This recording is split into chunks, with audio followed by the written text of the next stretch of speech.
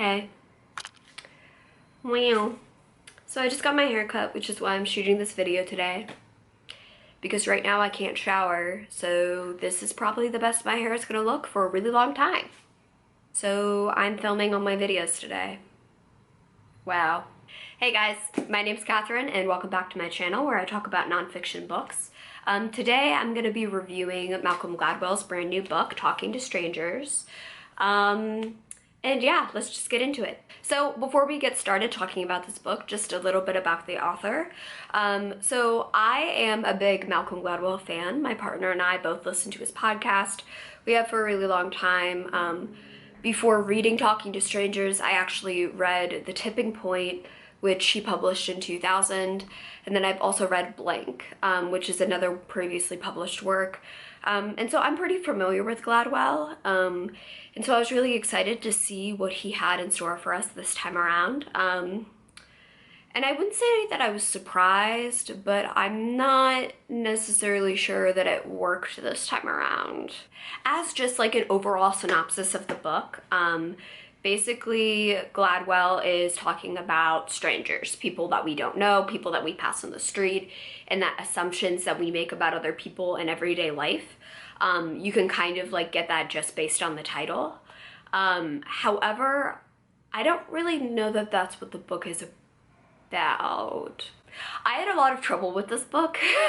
I had a lot of trouble kind of deciding what I thought about it and also like how many stars to give it. And I think that I ended up on like 3.5 stars, 4 stars. I'm still not really sure. I feel like whenever I'm not sure about a book that I should like round down. So like, let's just go with 3 stars. 'Cause there were some problems. Malcolm Gladwell from the beginning tells the reader that he's gonna frame this book around what happened to Sandra Bland. Now, if you're not familiar with this case, it's a case that happened a couple of years ago where a black woman was pulled over by a white police officer for like making an incorrect lane signal change in front of him, and the police officer pulled her over, and it very quickly escalated in kind of a violent, messy conflict, and then 3 days later, she died by suicide in her jail cell. So this is very much in the topic of police brutality, Black Lives Matter, and violence against racial minorities. And Gladwell kind of talks about how he wants to further dissect what happened that day because he wasn't satisfied with the conversation that took place afterwards. And generally speaking, I was intrigued by this. I wasn't quite sure where he was going with it. And it definitely wasn't what I thought the book was going to be about. And he actually really doesn't talk about Sandra Bland like a ton. He uses her more to frame the conversation than he does to like, he doesn't quite weave her through the book. She's more at the beginning and the end. And I don't really know if I like the way that he evaluated it either, but like, we're gonna get to that.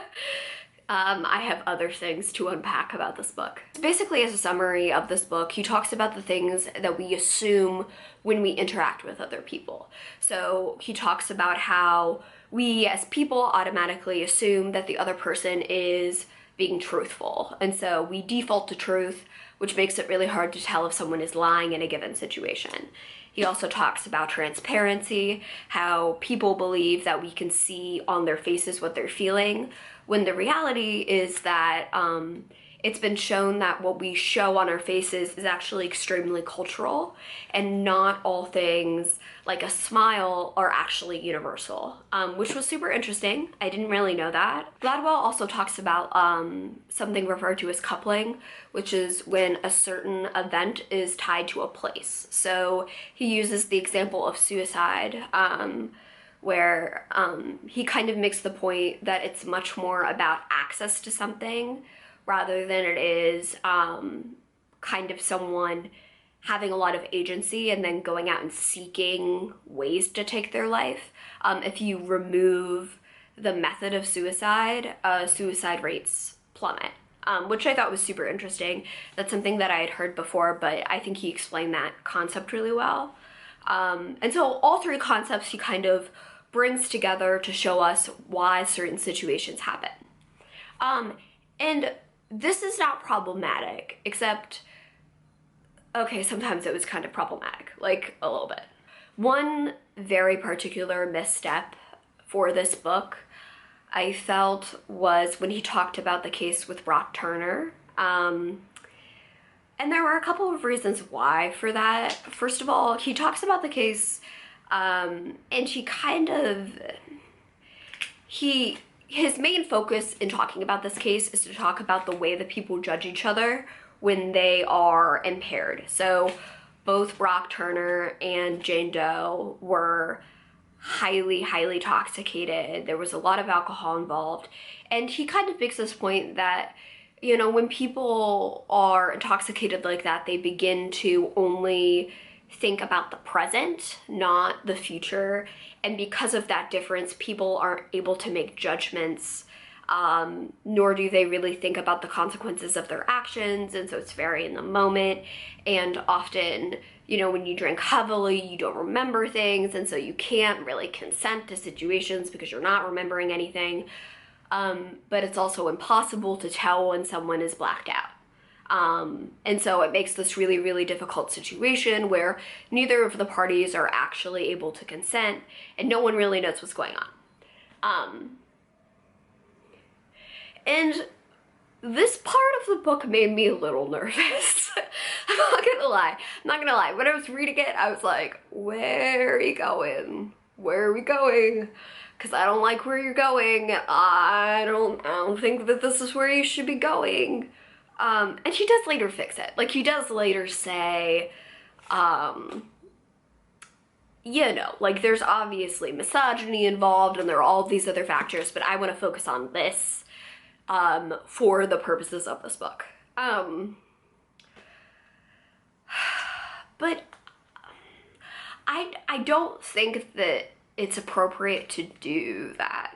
Like, I agree with what he was saying. I get that he's saying that we need to add in and talk about, as a society, what alcohol actually does to us, and that we do drink significantly more than our parents did, and that, you know, we need to talk about the consequences of getting as drunk as we do and putting ourselves in dangerous situations.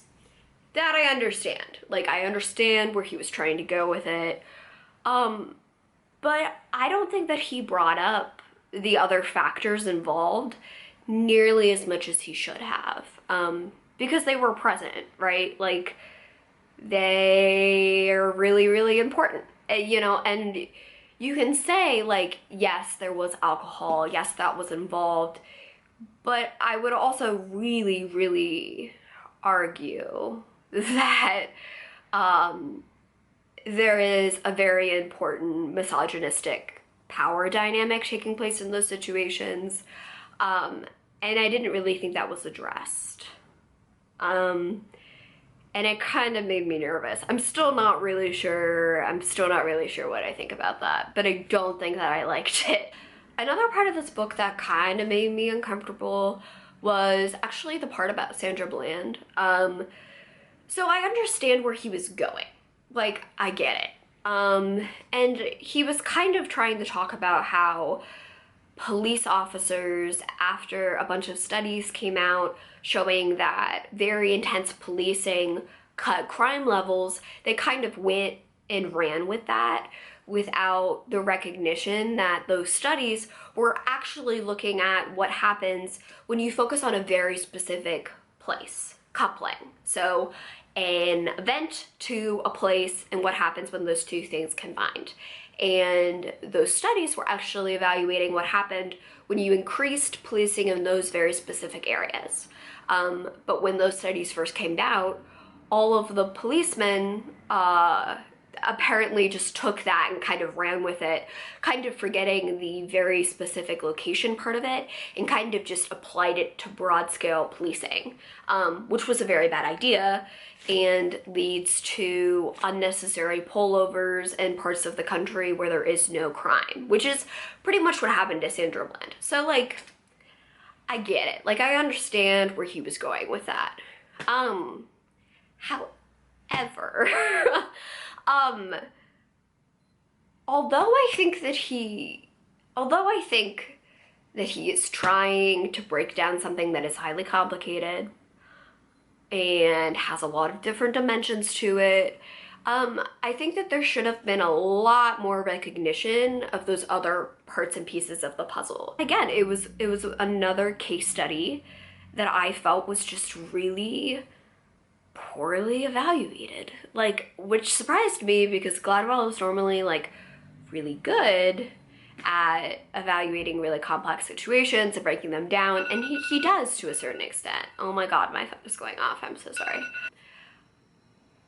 Yeah, I feel like I'm rambling a little bit, but I feel very rambly about this book. I don't know what to do. I don't know what to do about this book. I just feel very confused by it. One thing this book actually really made me want to do was go read Chanel Miller's new book, who is Jane Doe in the Brock Turner Stanford case, because she just came out with a memoir, and I'd kind of been on the fence about reading it, but after hearing Gladwell's take on this situation, I kind of want to hear what she has to say, because I don't know that I agree with this take, and then I might now not know not know how I feel about her take, but I kind of want to read it now because I have a feeling I'm gonna like her take more.